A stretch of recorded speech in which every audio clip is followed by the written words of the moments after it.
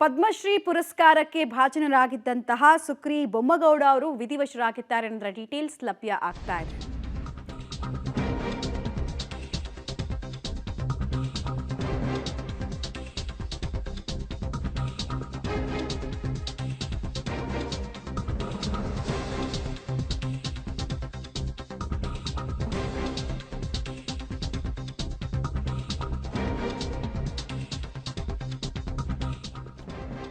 ಪದ್ಮಶ್ರೀ ಪುರಸ್ಕಾರಕ್ಕೆ ಭಾಜನರಾಗಿದ್ದ ಸುಕ್ರಿ ಬೊಮ್ಮಗೌಡ 91 ವರ್ಷ ವಯಸ್ಸಾಗಿತ್ತು. ಅವರು ವಿಧಿವಶರಾಗಿದ್ದಾರೆ. ವಯೋಸಹಜ ಅನಾರೋಗ್ಯದಿಂದ ಸುಕ್ರಿ ಬೊಮ್ಮಗೌಡ ಅವರು ಬಳಲ್ತಾ ಇದ್ರು. ಇವತ್ತು ಮುಂಜಾನೆ ಅಂಕೋಲಾದ ಬಡಿಗೇರಿ ನಿವಾಸದಲ್ಲಿ ವಿಧಿವಶರಾಗಿದ್ದಾರೆ ಅಂದ್ರೆ ಡೀಟೇಲ್ಸ್ ಲಭ್ಯ ಆಗ್ತಾ ಇದೆ. ಉತ್ತರ ಕನ್ನಡ ಜಿಲ್ಲೆಯ ಅಂಕೋಲಾ ತಾಲೂಕಿನ ಬಡಿಗೇರಿಯ ನಿವಾಸದಲ್ಲಿ ಅವರು ತಮ್ಮ ಕೊನೆಯುಸಿರೆಳೆದಿದ್ದಾರೆ. 2017ರಲ್ಲಿ ಪದ್ಮಶ್ರೀ ಪುರಸ್ಕಾರ ಇವರಿಗೆ ಸಿಕ್ಕಿತ್ತು.